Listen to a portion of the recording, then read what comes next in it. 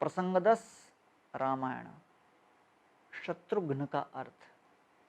अपने शत्रु पर विजय प्राप्त करने वाले को शत्रुघ्न कहते हैं। प्रश्न उठता है, शत्रुघ्न ने किस शत्रु को नष्ट किया था? संपूर्ण रामायण में केवल एक युद्ध का वर्णन है जिसमें शत्रुघ्न ने मथुरा के राक्षस लवणासुर का वध किया था। क्या केवल एक घटना के आधार पर उन्हें शत्रुघ्न कहना उचित है? नहीं। उन्होंने जिन शत्रुओं को पराजित किया वे इस भौतिक जगत के शत्रु नहीं थे, वे आंतरिक जगत के शत्रु थे। मिथ्या अहंकार से जन्म लेने वाले शत्रु सर्वाधिक शक्तिशाली होते हैं। प्रकृते क्रियमाणानि गुणैः कर्माणि सर्वशः अहंकार विमूढ़ात्मा कर्ताहम इति मन्यते। मिथ्या अहंकार से भ्रमित हुआ जीव स्वयं को अपने कार्यों को कर्ता मान बैठता है, जबकि वास्तव में वे कार्य प्रकृति के 3 गुणों द्वारा संपादित किए जाते हैं। उन्होंने मिथ्या अहंकार रूपी शत्रु को जीत लिया था। उनकी स्वयं अपनी कोई इच्छा नहीं थी। उनके मन में भगवान से प्रेम करने वाले लोगों की सेवा की अभिलाषा थी और इसलिए उनमें भगवत भक्तों में भगवान को देखने की कला थी। जो व्यक्ति भक्तों का आश्रय लेना चाहता है उसे भगवान से आसक्ति को लांघना होगा और भगवत भक्तों की सेवा से आसक्त होना होगा। भगवत भक्तों से आसक्ति उत्पन्न करना इतना कठिन कार्य क्यों है?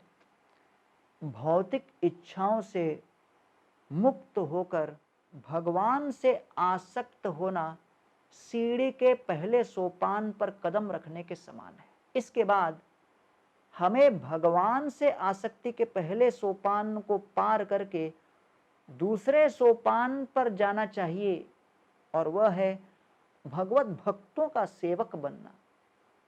भूमि से पहले सोपान पर जाने की प्रेरणा है इस भौतिक संसार की निरर्थकता और भगवान की कुछ कमियों को समझना पहले सोपान से दूसरे सोपान पर जाने की प्रेरणा है। अरे, भगवान में कमी? ये कौन सी कमी हो सकती है? भगवान दया के सागर हैं, परंतु वह सागर उनकी कृपा के साथ पूर्ण स्वतंत्रता रूपी नमक से भरा हुआ है। भले ही सागर में हमारे चारों ओर पानी होता है, परंतु नमकीन होने के कारण हम उसका उपयोग नहीं कर पाते। इसी प्रकार यद्यपि भगवान कृपा के सागर हैं, उनका स्वतंत्र स्वभाव उनके प्रति निर्भर होने में कठिनाई उत्पन्न करता है, जबकि उनके भक्त शुद्ध जल के सागर जैसे हैं और उनमें भगवान की स्वतंत्रता जैसे नमक के बिना केवल दया का जल है। भक्तों का आश्रय लेने का क्या लाभ होता है? यदि व्यक्ति सीढ़ी के पहले सोपान से गिरता है तो वह भौतिक इच्छाएं रूपी भूमि पर गिरेगा। यदि व्यक्ति दूसरे सोपान से गिरता है तो वह पहले सोपान पर गिरेगा। यदि व्यक्ति भौतिक इच्छाओं को पार करके भगवान का आश्रय लेता है और गिर जाता है तो वह पुनः भौतिक जीवन में आ जाएगा।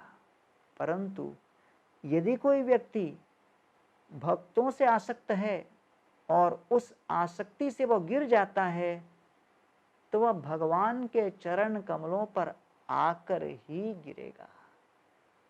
इसीलिए शत्रुघ्न ने स्वेच्छा से श्री राम के भक्त भरत के प्रति स्वयं को समर्पित करके पूरी तरह मिथ्या अहंकार को जीत लिया था। गच्छतां मातुलकुलं भरतेन तवानघ शत्रुघ्न नित्य शत्रुघ्न नीतः प्रीति पुरस्कृत। चूंकि शत्रुघ्न में मिथ्या अहंकार का लेश भी नहीं था, भरत महाराज उन्हें स्वेच्छा से सेवा में संलग्न कर सके। इस प्रकार शत्रुघ्न ऐसे व्यक्ति का प्रतीक है जिन्होंने अपने शत्रु को जीत लिया।